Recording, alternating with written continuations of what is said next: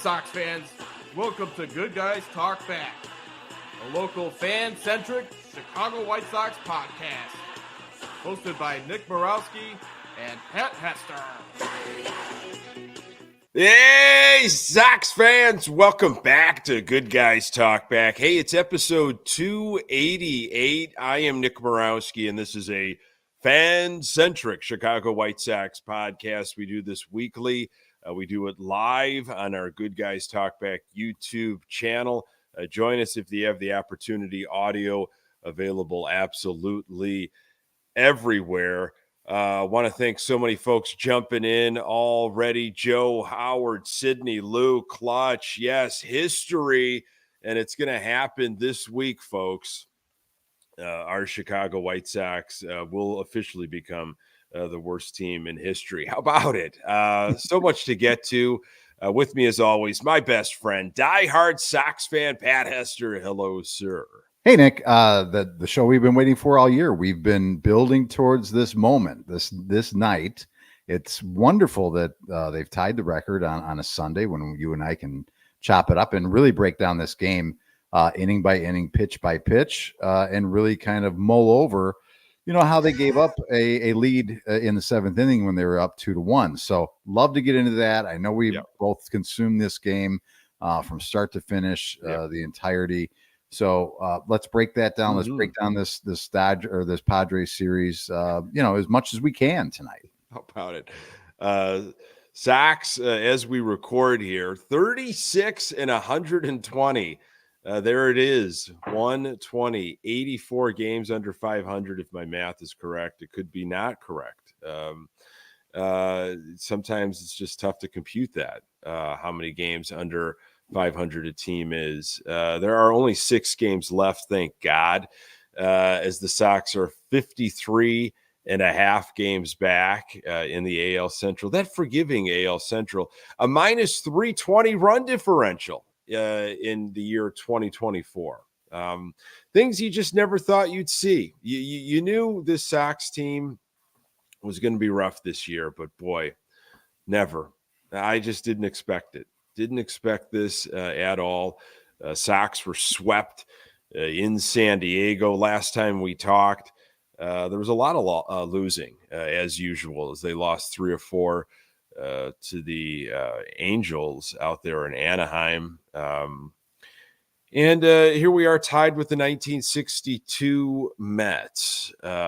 So there was an Athletic article we're going to get to. A former pitcher, Jake Peavy, speaks. Some legislators were tried to be wooed on a boat cruise, it sounded like, as they were showing off that lot 78 for the stadium. And there's some more chatter on that new Chicago sports channel that's going to take over NBC Sports Chicago. So we've got a lot of that to get to, Pat. Is 120, is lost 120, Pat, just business as usual, or is this meaningful? I mean, is it from a fan's perspective? Are you saying, look, I get it, the Sox suck, whatever, numbers don't matter, or are these numbers really meaningful to you? It's more comical at this point, Nick, and it doesn't change the way, had they rattled off 7 wins in a row to close out the season and stayed at 119, it wouldn't have changed the perception of this year and how awful it's been. And the difference between 119 and 120 or whatever they end up being is not really going to change for me. Any way that you look at this season. Again, I've mentioned it before. It's like the only good thing about them, if they would have stayed under the 120, is nobody really remembers who was the second worst. At some point, it's going to fade away a little bit, but everybody's talking. We still talk about the 62 Mets, right?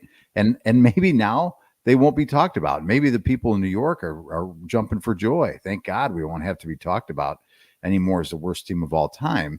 That now belongs to the second team, second city, second team. So it is what it is, Nick. It doesn't really bother me at this point. I feel almost there's a callus that has been built around my heart for this team in this year. So I that's kind of where I'm at. What say you, Fuzzy Britches? Yeah. The callous is a good way to explain it. I think people ask me, someone just asked me recently this past weekend, like, "Oh wow, still got the Sox hat on." And I'm just like, they can't hurt me anymore. I mean, it's just again, I'm a lifer born into this. We've talked about our fandom over and over. It's just more it's really disappointing when you think about, I think, and we'll get to the athletic article, the future, really the nuts and bolts of the organization, the malpractice, Mhm. the disorganization, and really the murkiness of the future. But this is my team. I've accepted it. They're a lost cause. In terms of numbers, I mean, it's meaningful because, like you just said, I think you said it great. They're going to be remembered now as the Mhm. worst team in history. So this is what Andrew Benintendi said after the loss here on Sunday. Same as every loss, they all suck. How many there are doesn't matter to us, and I find that to be kind of interesting, to be honest with you. I get what he's saying, but you're going to go down in history. You're going Yeah. to be part of that team, and maybe people aren't going to be able to rattle off everybody on that roster, but you'll know it. You'll feel it as a baseball player that you're going to be part of history in the wrong way. So I thought that was kind of an interesting quote. Yeah, it is an interesting quote, but I mean, they are all human. Like Andrew Benintendi, we've given him a hard time on this show, and rightfully so. He's had some power numbers, which I was surprised at over the last, I don't know, back half of this season that have shown themselves, which has been a nice thing. But for the most part, he's been one of the worst players in the league, both from the plate and from in the field. So, but regardless of that, he's still a human being. I think it's gotten to the point where these guys are calloused and don't care. It's like you show up to the ballpark at some point, it's like we've got no shot tonight. And now you kind of understand. And again, we've referenced it a couple of times now. The Athletic article, you kind of understand the scope of the why guys are probably showing up to the ballpark thinking we've got no shot tonight. The losses have mounted. There's really no end in sight. I guess you could, when the team was going good, right, and there was talent, and the guys were healthy, and there was a good vibe seemingly in the clubhouse, and it felt like it was this was a cool organization to be a part of, and you're winning. You can overlook the old planes. You can overlook the analytics that weren't being used, or conflicts of analytics. You could overlook that stuff because you're winning, and it's like, hey, winning cures all. But now when you have this looming over you, and you have the season also that's happened, it's like at some point you're a human being. It's like, who the hell cares? I'm going out for myself. I'm going to probably try and swing out of my shoes and maybe hit one over the wall. That's what and I couldn't blame somebody because that's how I would think. And if they're not, they're more of a pro than I could ever be.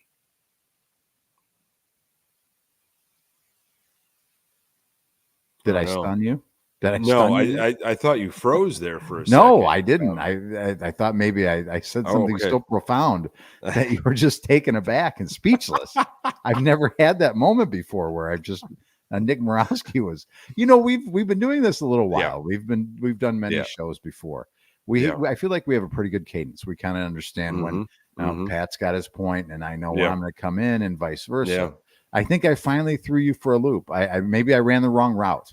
Well, I thought you were going to add a little bit more to the pro. I wanted to hear more about you becoming a pro. You thought maybe I'd become eventually just like one of those like feel good movies where all of a sudden I've discovered a change up and Pat Hester can get in the league. No, that would be a wonderful Disney movie. I would help you write that. You just want to see me try and get into those tight pants. One of those modern Nike uniforms that they're wearing or whatever. They're extremely revealing. Yes, that's not a good look for me or anybody. Well, I think you're right with it. It is self-serving. It has to be at this point. These guys want to play beyond this season. We as fans want them to wear it, and they should hurt with us, as we as fans always want that from our manager, our general manager, our owner. Feel how we feel. How dare you for taking this lightly? Sizemore had a quote after this Sunday loss to get to 120. We're at the point now where I'm not focused on the wins and losses. Obviously, you want to win every day, and whether it's 120 or 122 or 115, it's not a number we're happy with. At this point, it's developing these guys, get them in as many reps and situations as possible. How about this guy still thinking about developing? Well, they have to, because this is the team that's going to be on the field next year. It's true. So the development starts today for next year, because there's the cavalry is not coming, right, Nick? It is what it is, and this is the team that you're going to have, and this is the team. Boy, what if they lost another 120 next year? It's possible. I don't. Right now, I don't. It's very possible. I think it is possible. Certainly. Yeah. With them, with everything that's come out in the last couple of weeks, talking about the financial stuff and the comments that Getz has made, and I'm not in a situation where I'm thinking, oh, well, he's just being coy, or why would you listen to anybody at this point? No, I'm believing there is nothing major that's going to happen with this ball club, and they are going to rest on young guys and guys that are around, the Vargases and, these other pieces that they're going to see what they have. Brian Ramos, Sosa, the arms. I don't know what they're going to do for a bullpen at this point. This is what we're getting, and I think it's extremely difficult, to win over 100 games. And I think it's very difficult to lose over 100. I mean, you have to be built that way in either way. You have to be built to win, purposefully built to win over 100. And you almost have to be purposely built to lose. And that's where this team looks for the next year or so. Yeah. Does it make you think of the old Hawkism? You win 60, you lose 60. What you do with the rest, you didn't even win 60. Yeah. What can you say now? Well, you win only 30, you lose 100. What you do with the rest is up to you, I suppose. Yeah. So, we talked about this Athletic article, and folks, if you haven't read the Athletic article, I think it will forever be just referred to as the Athletic article. Mm-hmm. It dropped this past week, and it was really a scathing article, lengthy article on the White Sox organization, on Reinsdorf, on how he operates, and numerous quotes, lots of them anonymous, from folks that have left the organization, talking about what it's like to play for the White Sox, to be associated with Jerry Reinsdorf, and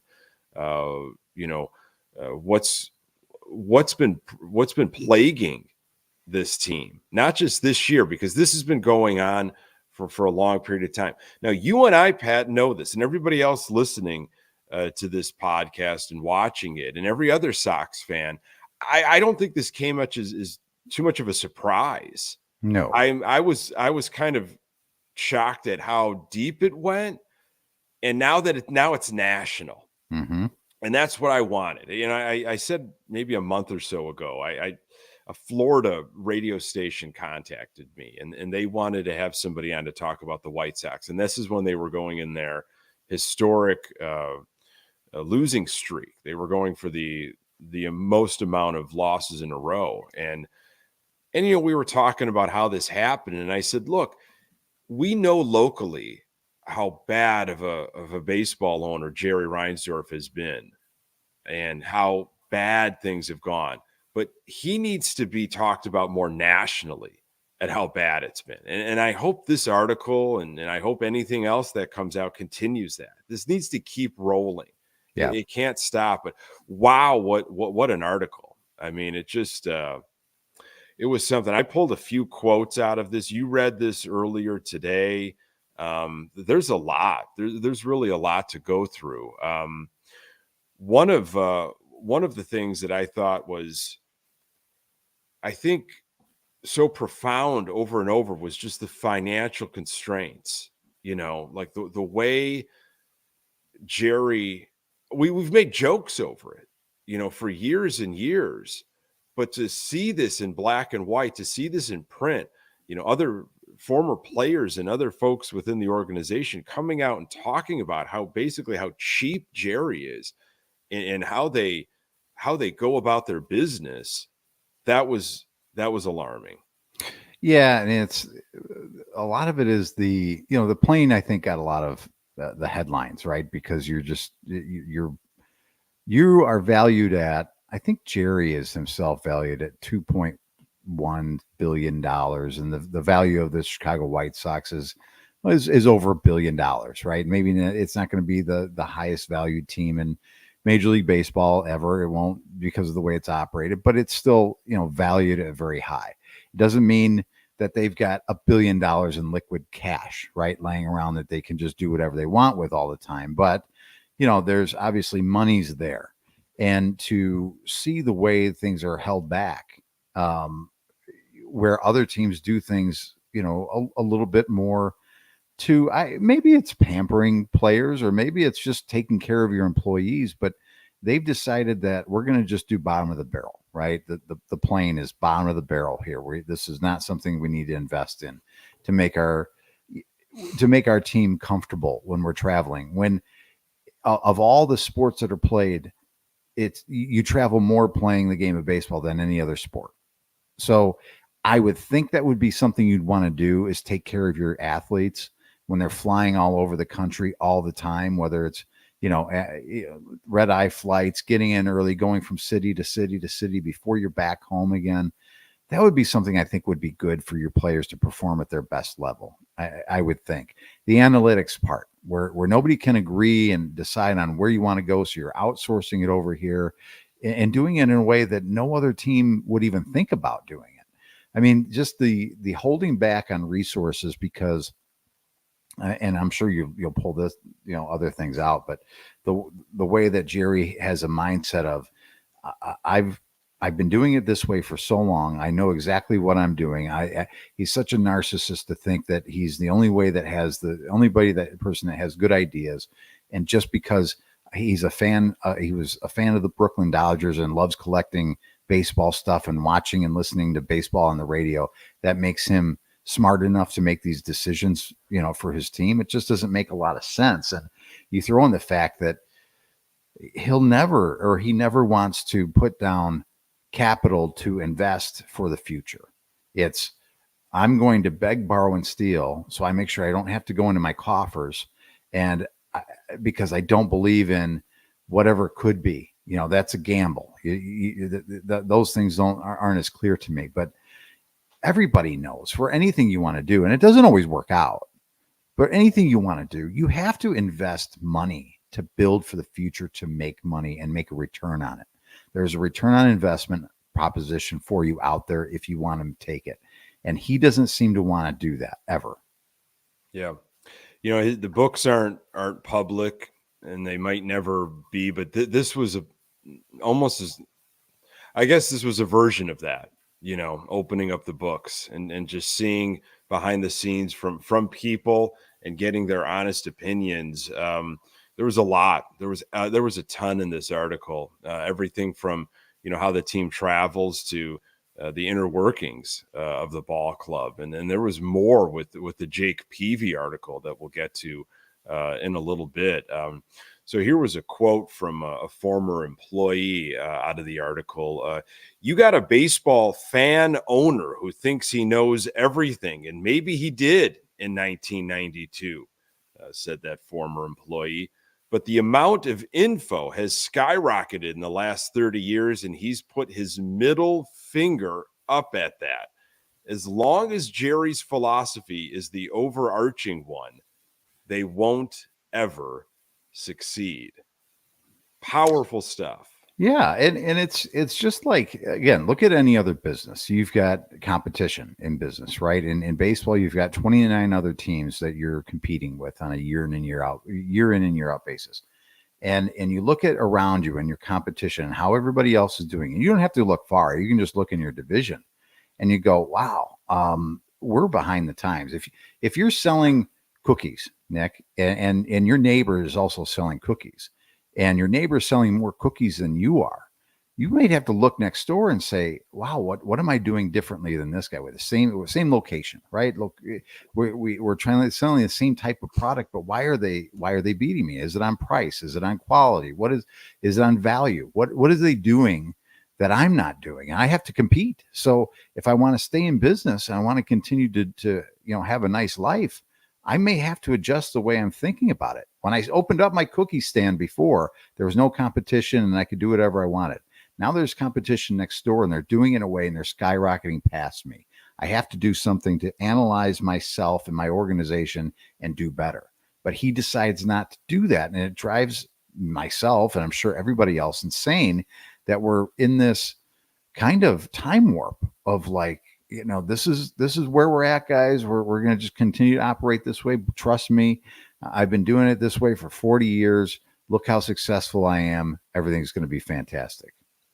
Yeah, I think, fans that are from other teams all over, the country, for other Major League Baseball fans, and I guess fans that maybe you have in your life that are just like, what is up with your team? What's up with the Sox? And for years, it's always been nothing's going to change unless Jerry's gone. And this really pulled the curtain back. This gave some context. This gave some detail where you can now point to this article and say, see what I'm talking about? Here are the details.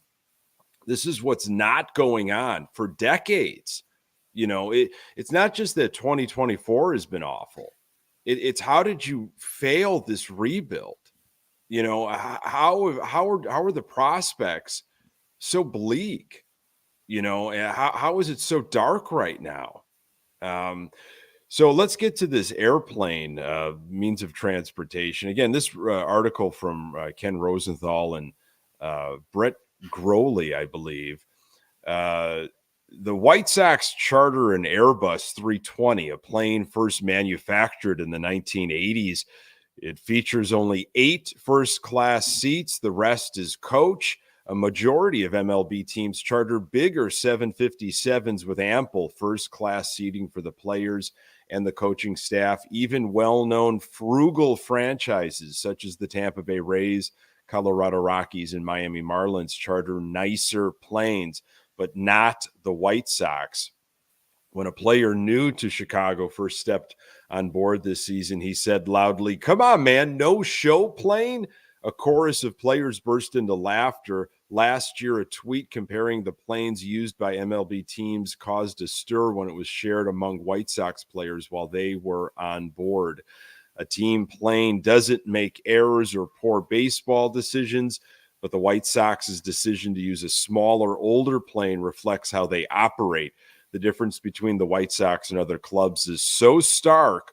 Players who leave Chicago for other teams celebrate their freedom by texting each other, "This is the big leagues." They don't do the little or the big things right, said a recently departed veteran. How about that? Pretty bad. Pretty bad. I wonder what's if those airplanes still have the ashtrays in them. Do they have the ashtrays? And I wonder if there's like TV guides, old TV guides in the back seat pocket there. So I guess that's the part actually that hurts the most, or when I hear it, it hurts the most, is like the players that leave and like they're texting each other and celebratory that they're out of there. Right. That's the part that I think it's like, man, it's so bad. You'd rather be anywhere than here. It's kind of crazy when it's all broken down and put in black and white for you. So, and you had mentioned, Nick, I hope it doesn't stop. It's not going to stop. Buster Olney and Jesse Rogers are coming out with an article that's going to probably drop this week on the ESPN app. So check that out when it does. It's going to be a lot, some similarities, I think, from what I'm understanding to this article, but some more focus on just this year and I think the players and the team and the historic losing. But I don't know. I don't really understand how, as an owner, you could not be affected by this. Like, this is your baby. You supposedly love the game of baseball. this is what you cherish the most. He's always famously said he would trade basketball championships for World Series. And, which really sounds stupid. It's like, listen, you own two teams. You shouldn't be trading anything. You should try and win more in both of your organizations. But normal human beings would be like, wow, this really hurts. This is like a big slap in the face. I'm just curious if it moves the needle for him. Yeah, I mean, there's been so much that we think will move the needle. The sell the team. There's been other articles that have come out. The way last year went. I mean, just the embarrassment of the White Sox, the failed rebuild. Everybody, calling out this organization. How did it get so bad? And I think you're feeling it now. You're really feeling it because of the record, because of the 121 losses that'll happen any moment. You're feeling it from fans that are just, okay, I knew we were going to bad, but enough is enough. Yeah. This just can't go on.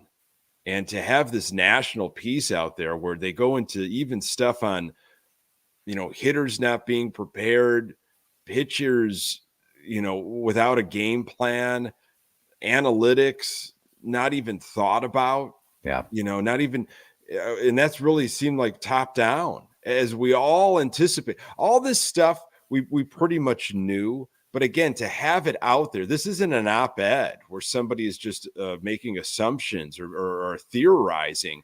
These are former players and employees. Maybe they've got an axe to grind, but facts are facts. Yeah. And I absolutely believe when someone says the Sox don't do the little things or the big things right, it sure feels like that. And I had a really great point, Nick, and now I can't remember what I was going to say. Isn't that really sad when that happens? When you think you have something really cool to say on your podcast and it escapes you. But I guess, like, where does it end? And is there other things that are like not even? There are more things that would be uncovered about this organization. Is there deeper wounds that will be revealed? Coming about this week, and what will the feeling be like in the ballpark? I mean, they're finishing up with 6 home games. I mean, what in the world can you expect in terms of how that feeling is going to be like in that ballpark? And people, what are the fan reactions going to be? It's like, what is there to cheer for? Is it going to be somewhat of a mutiny? I mean, if this was a ship, it would be a full on mutiny, right? And people would be, turning the captain and throwing him overboard. I mean, it's. Yeah, I think there's a, a tongue in cheek to it where you can own it as a fan and you could celebrate it and, history, we're part of it. Just embrace it. Yeah. This is us. If you're going to be bad, you might as well be the worst. And there's a moment where you can kind of just, laugh it off and find some humor in it. But the reality will set in quickly. It really will. And, if you think of it more than just a game, and this is something that you really invest your time and energy and money, and it's something that consumes you more than just a regular hobby would. And I think you and I fall into that category, as do so many people, find folks that have followed this podcast and, other folks that do content creation and the diehards, the season ticket holders, the lifers, the multi-generational fans. You could laugh it off so much, but then it really hits home. Yeah. And then it's just, wow, things are really bad, and I think this is just the beginning. I think this article might have just opened up the gates, for other players maybe to come out and for journalists to maybe want to go sniffing around to go deeper. Because there's a story there. I mean, absolutely it's an interesting story. It's not just, wow, they're bad. it's while they're bad, and this organization has, you always talk about it, the rot of this organization from the rot, from the inner workings. And I know what I was thinking of now, and I don't know why I lost my train of thought. I just want to go back to the not having a plan, right? And pitchers being told work on your command, and hitters not getting a lot of information, and how, they're not really doing things to help their players prepare for games. Do you remember when Pedro was when he came in?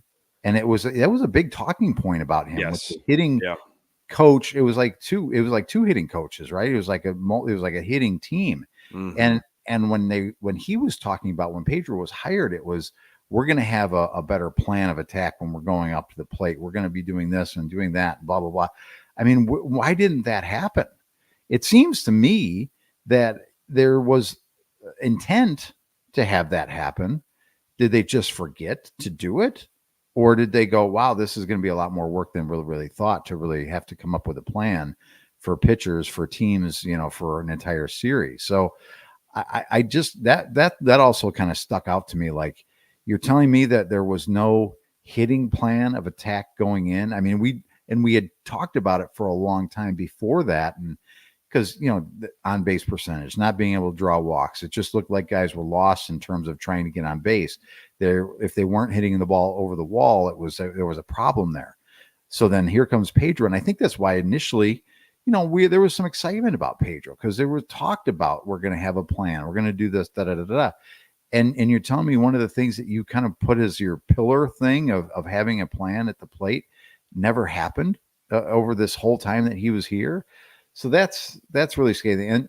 And I want to also say, I would correct myself. Thank you, Howard, for letting me. It is only 3 home games. They're home against the Angels, and then finish up in Detroit, which, by the way, Detroit all of a sudden just has come on and playing good baseball. Everybody in the division is a really good team, outside of the White Sox, obviously. So it's kind of amazing. But so you can guarantee that the Tigers are going to probably need 3 wins, I would imagine, to close out the season. They pretty much can put those in the bank. Yeah. If I'm Detroit, I'm looking to celebrate on the grave. I'm looking to have an absolute party at the expense of the Sox and bury them even deeper, especially if players just think it's, losses are losses, numbers are numbers. This is going to, this they will be remembered for a long, long time. And, the players, unfortunately, like, the players will come and go. It's we as fans, that this is going to stick with us, because I just don't see any light. Sure, there was some excitement over the stadium last fall. I remember doing multiple episodes talking about all the renderings and what could be in lot 78, and the skyline's going to change everything, and Jerry talking up needing to move the ballpark so fans will show up and he will have this revenue streaming in. I mean, all just nonsense, absolute nonsense. And we'll continue to hear about it, but I guess there were some lawmakers, some legislators that were teased this lot 78 situation recently, and the classic White Sox legends. If you don't know, Pat, I'm gonna just say, I wonder if you can guess. There were 4 names that were brought up in this little blurb that were on this like little boat cruise to show off the legislators, like, hey, this is where the stadium's going to be. Don't you think this is going to be great? Don't you think we need this? Wouldn't that be awesome if we had a baseball team playing down here in the South Loop? So it was 4 Sox ambassadors or Sox legends that were called upon to bend the ear. I wonder if you can guess, and 5 guesses, maybe, if you can guess. The 4. I've started writing them down. So one I would guess, and I don't know because I didn't see this. So I'm going to say Ron Kittle was one of them. He was. Ding, ding, ding. Ding, ding, ding. Slugger Jim Thome. He was not, and I knew that was going to be one that was going to trip you up because I thought for sure they were going to throw the legend Jim Thome in there, but he was not. Off then. How about Harold Baines? He was there. Ding, ding, Okay, ding. that's two. So I've got two. I need two more. Yes. Boy, it wasn't AJ. We can Was not say AJ. it was not AJ Brzezinski. Boy, this is a tough one. I'm trying to think about who. Bo Jackson. Bo Jackson. Okay, he's local. That makes Yeah. sense. You don't have to expend too much to bring Bo in from the suburbs, so that's Yeah. easy. Yeah. Ron Kittle's local. Harold Baines, I know, is still around in the area. Another local guy that's very around this team. Another local guy that's very around this team. Well, was it the Hall of Fame baseball man? No, not No. Tony. They didn't. no. He's available. He's always available. He's a He's not consultant. available for a He booze is very cruise? much a consultant. I don't doesn't know. travel You'll have well to- on water, from what I understand. Who was it? Who was the Ozzie Guillen. Oh, they asked Ozzie, huh? Exactly. That's what I thought was very interesting. I'm surprised Illinois Ozzie- lawmakers on Tuesday said they remain unmoved over the prospect of public funding for a new White Sox stadium a day after the team and real estate developers were hosted an event that included a Chicago River cruise to the proposed site for a new ballpark. The public relations ploy by the Sox and developer-related Midwest gave the handful of legislators who attended a chance to see renderings of a ballpark on the 78 property along the river south of Roosevelt Road and hobnob with former Sox stars Ozzie Guillen, Bo Jackson, Harold Baines, and Ron Kittle. So your regulars that are thrown out anytime that there's some sort of event. Couldn't you freshen that list up, or is that just, the only ones that are really in Jerry's pocket? The Ozzie is kind of surprising, and it does surprise me because Ozzie obviously has always been honest. He's been honest on the pre and post game show. I don't think he's held back in terms of his feeling on the team and the direction and the managers that have rolled through here since his departure. So I'm a little bit surprised, and the fact that they've told him on multiple occasions you won't be asked back to manage this team. So even though Ozzie has clearly wanted to do that for some crazy reason, so that does surprise me a little bit. What if that was a little bit of a a sneak preview into him getting an opportunity? What would to Ozzie manage? want it? What?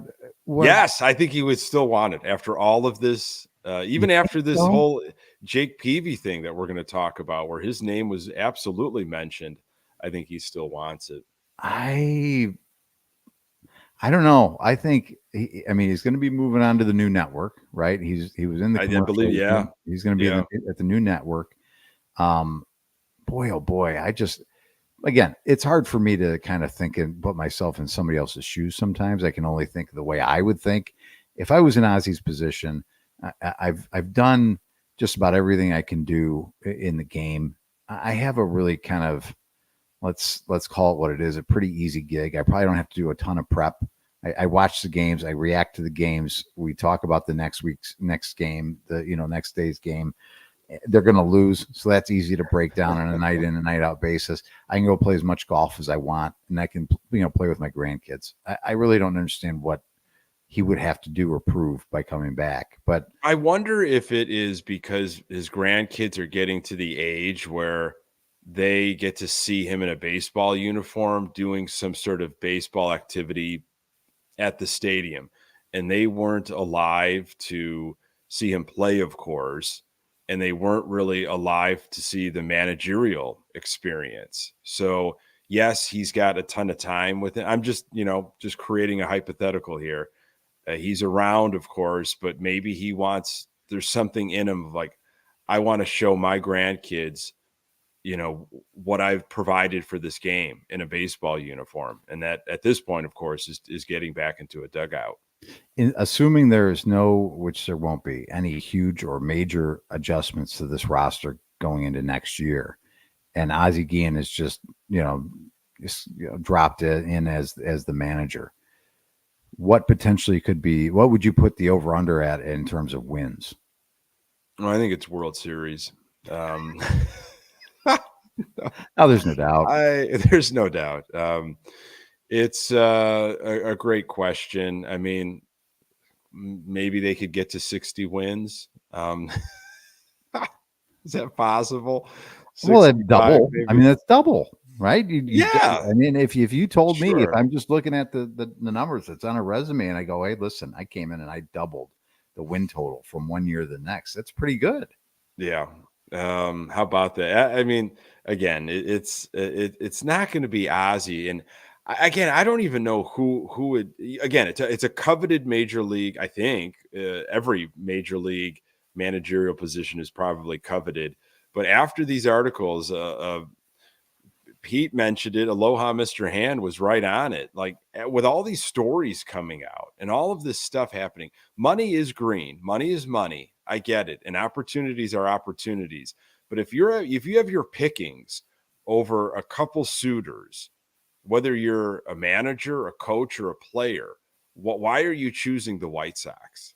Unless it's got to be one of your last options. And then you go, well, it still is. It's Chicago, and maybe you like it here in the Midwest, and it is a world-class city, and maybe the city itself is enough to draw people in, but you're probably just down to one or two opportunities, and if the money's equal, I'll take a chance with the White Sox. That could be my only guess. Yeah, I think it would have to be. Look, family, where we've got ties to the Midwest. I'm towards the end of my playing career, or I've got enough money. This is an opportunity to get some consistent playing time. Not a lot of clubs are going to give me this, but at this point, it can't be. I just think they're an amazing organization, and I want to really get a sense of what the Sox are doing here.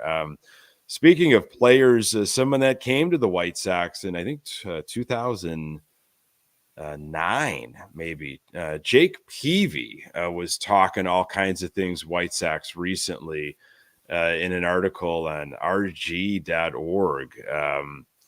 This is some stuff from that article. Former Sox ace Jake Peavy, who left Chicago in 2013 and then became the only starting pitcher to win 2 consecutive World Series in both leagues, in 2013 with the Red Sox, and then in 2014 with the Giants, provided some deep and thorough insights into how this Sox organization fell off a proverbial cliff. I don't want to throw people under the bus, Peavy said in an extensive and wide-ranging exclusive conversation. But it's just been a very slow to change and evolve organization for a little bit. And it doesn't seem to bite you in the butt. But after years and years and years and years of you not evolving with the rest of what the sport is doing, until you wake up one day with what you thought was a little problem, you now end up with a glaring hole. Pitching coach Don Cooper ran every bit of the pitching, where Ozzy didn't really do anything with pitchers. Joey Cora kind of made the lineup, while Ozzy talked to the media and just kind of sat above everybody's heads. Ozzy thought he was in charge. Joey thought he was in charge. Coop thinks he's in charge. Herm Schneider thinks he's in charge. Him and Jerry are best friends, and he really trumps anybody in the room. Then you have a manager in Ozzy who can't speak to Kenny Williams, can't even be in the same room. You're at a huge disadvantage. And we were like that for years. And that was just since I was there. Yeah. So it all sounds like you've set your organization up for success when you have divisions. And we knew about all that. But I don't know. I think a little bit. Well, he was there. I mean, I guess I can't say it's unfair, but it feels a little bit unfair to Ozzy. I mean, you're the manager, you're kind of the CEO. You have people in positions to do their jobs. I think Coop's job as a pitching coach, take care of the pitchers.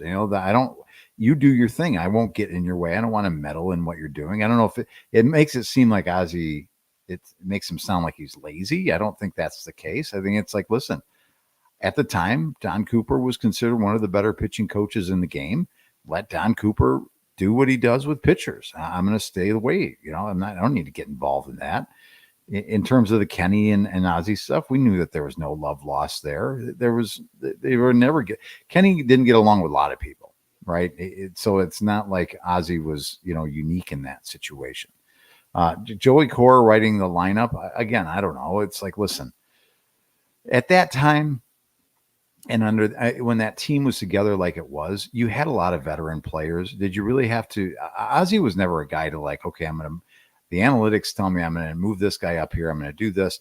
I mean, the lineup didn't change from day to day. So at that time, in that period of the game, you weren't moving and shifting things around a lot. So how hard was it to write a lineup if everybody was healthy? You knew who your starters were. They were mostly veteran players, so you didn't really have to put a lot of thought in it. So that seems a little bit strange to me that had to be brought up. It's like, well, that's again, I think it paints Ozzie a little bit in a bad light. Maybe it wasn't meant to be that way, but again, nothing about what he said shocks me. I have heard in the past that Joey Cora was pretty instrumental on a day-to-day basis. That he was, I don't want to say that he was kind of in charge without being in charge, but he really did a lot during those times. So this hearing this from Jake Peavy doesn't surprise me too much, but that's dysfunction though. When you have this many people thinking that they're in charge and you've got a general manager and a manager that can't be in the same room. And Peavy went on in the article basically saying like, that's just not right. Like how can you not be in the same room with your general manager? That's not a cohesive, healthy situation. So again, he left in 2013. That was 11 years ago. But what I think his point was, and it's something that we've been saying, and obviously Sox fans have echoed this. This didn't happen overnight. This 2024 didn't happen overnight. And sure, there was a division championship in 2021. And sure, they went to the playoffs in that crazy 2020 year. And, but we all know it should have been so much more. It should have been, that run should have been historic for good reasons. I mean, we should be thinking back in these years being like, wow, I mean, we had like a 4-year stretch where we were knocking on the door every single year, and we got there and talking about playoff parties and all kinds of stuff. But, between the Athletic article and some of the stuff from Peavy recently, it's just, yeah, I get it. This is all twisted. This is all, the roots of this dysfunction are deep and they've wrapped around this thing, this entity. And I don't, you just got to burn everything down, I guess. Well, that's true. I mean, it'd be like Jerry is like if I walked around every day with no shirt on. And I just believed I had this, sculpted body. And look how good I look all the time. Look at me, Nick. I've got a 6-pack and wonderful pecs and I've just a glistening hairless chest. It's beautiful. But in reality, I look the way I look. But you can't tell me that. This is the way I believe that I'm a fantastic catch. And it's just not the case. So it's we are where we are. It's a really interesting time. It's again, from a fan perspective, we were, you knew maybe a lot of this stuff was happening, but over the last, when they were winning over a couple year span and the excitement of a rebuild and all that kind of stuff, as a fan, you're just kind of in a little bit of euphoria because it just didn't happen, very often where it never happens. You go back-to-back playoffs. And then to have it evaporate as quickly as it did, and then to have like the pile on of just wow, this is really as bad as it's been. And again, you mentioned it. It's been building for years. It's been building to this point. And there has been some winning along the way. Not very much, but it's been building. And I think, Jake put it in a good way. It's like one day you have a little problem and then you ignore it. And then it spreads and it continues and you get bigger problems. And all of a sudden you go, oh, what the hell are we going to do with this? This is a complete disaster. And you've got people that you have employed that, were not qualified, right? That was talked about in the athletic article. Yeah. People in positions that are employed over there that aren't qualified to do the jobs that they're doing. And they only have the jobs because there's a relationship there somewhere, Yes. Whether it's a family relationship or just, friendly relationship. You can't hire people based on that. This is too big of a business and too big of a company to run to let it just. This isn't, I own a small business and it's a putt golf, and I'm going to employ my derelict son because he can't get anything else in life to run the place while I'm gone. I just envisioning you running a putt, and I think that would be a fantastic adventure. I really hope that doesn't come to fruition one day, and I do have to employ one of my 3 sons to do it, because at this point, I wouldn't trust them to do anything. They're kind of mimbos at the moment, but I do love them all. They'll never listen to this or watch this, so I'm okay saying that. Yeah. Well, I got the visual of you running a putt, and that's all was worth it. So the question, I guess, is, this is out there, it's public. How does Jerry respond to this? Does he talk to the media after the season? Does he issue a statement, when this disaster of a season is over? Are they going to try to make changes? I don't know. We've often talked about that aha moment, that Ebenezer Scrooge moment, that there's some sort, there's an enlightenment where he feels like, yes, everything I've been doing is a mistake. I need to change my ways. Could it get to that point through these articles and through this like public shaming almost, and this airing, this embarrassment? Or is it just, what? He is too far gone, too set in his ways. There's no way he's going to start revamping different departments, hiring from outside the organization, do away with these longtime friends just because a couple of articles. I don't see that. I don't see that happening. It sounded like in the article that, Chris Getz at least recognized it as, and he wants to make changes and he wants to bring this organization up to speed, but he's got to go to Jerry and show the proof of why. And I would say the proof is, here's 5 teams that do it this way. Here's 5 winning organizations that do things in this manner. There's your proof. That's all you need. I don't have to do extensive research or put together a 50-slide PowerPoint. All I have to do is show you the records of these people, and here's what they do from an operations standpoint. But I'd like to believe, but I also don't know if Chris Getz can get that done. I don't know. Right now, the confidence in Chris Getz from the moves that he's made, the decisions he has made, the things that he has said, which are a little bit, sometimes you go, just maybe stop talking for a little bit, champ.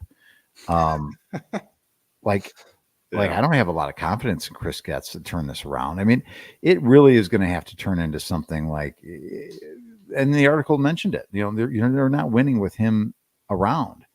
And it brings me to the story that happened today in church. I'm standing out in the narthex with an usher, and he says, my wife asked me, what I wanted for my birthday. And he said to his wife, and this is in church, mind you, he said, there's nothing that you can give me. Only God can give it to me. And that's for Jerry Reinsdorf to be dead. He says this to me in church today. Yeah, it's the hate is powerful. The hate knows no bounds. And even if Chris Getz has been given any permission to do any hiring, which he is hiring. I mean, I think the Sox just brought in a head of international scouting from the Mets. And, that could be a big deal. I mean, I wonder who's going to be in charge of developing, it's the scouting. Anybody can just take the reservations. It's the holding of the reservations. Anybody could just take them. It's the holding that really separates us. So, even if he does get permission to make changes in who, again, going back to the comment of who's going to want to come here. I mean, when you've got offers from other organizations that are sound in mind and aren't being dragged through the national media as being horrible, you almost need somebody to say yes. Like, I'll be your fixer. I will make problems go away. I will come in. We need all new PR. We need to really rebrand. And it was like a Blackhawks situation, when McDonough came in. But you talk about the changes that need to be made, Nick. I mean, you don't just like, I dream of Genie it, and all of a sudden you bob your head and then boom, it's done. This is years of work, really, to see the fruits of your labor. That's true. Yeah. And to me, you said, we're in for it for a long time.